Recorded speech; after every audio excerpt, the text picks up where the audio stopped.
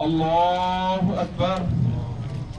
बजिया हजारों सोगवारों को छोड़कर आखिरी सफर पर रवाना हो गईं।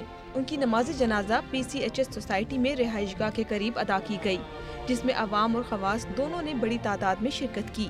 मरहुमा की मग़फ़रत के लिए दुआ की गई, जिसके बाद मैयत को तदफीन के लिए कब्रिस्तान रवाना कर दिया गया। बजिया की रिहाइशगाह पर ताज़ियत करने वालों का तांता बंधा रहा।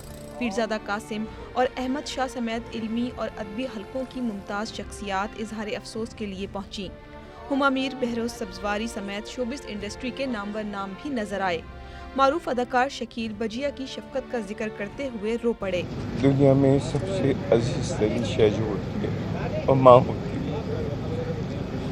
और मेरी जिंदगी में दूसरा मौका है कि मेरी माँ चली गई। उन्होंने हमें उंगली पकड़ के चलना सिखाया।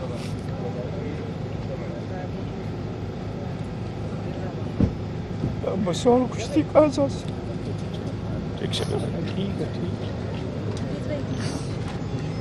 पीपल्स पार्टी के नजमी आलम और वकार मेहदी, तहरीक इंसाफ के आरिफ अलवी, MQM के फारूक सत्तार और वसीम अख्तर ने भी नमाज जनाजा में शिरकत की।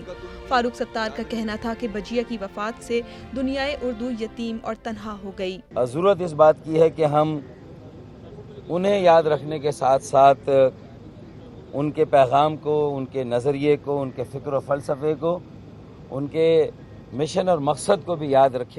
फातिमा सुरैया बजिया तवील अलालत के बाद बुध की शब 86 बरस की उम्र में इंतकाल कर गई थीं।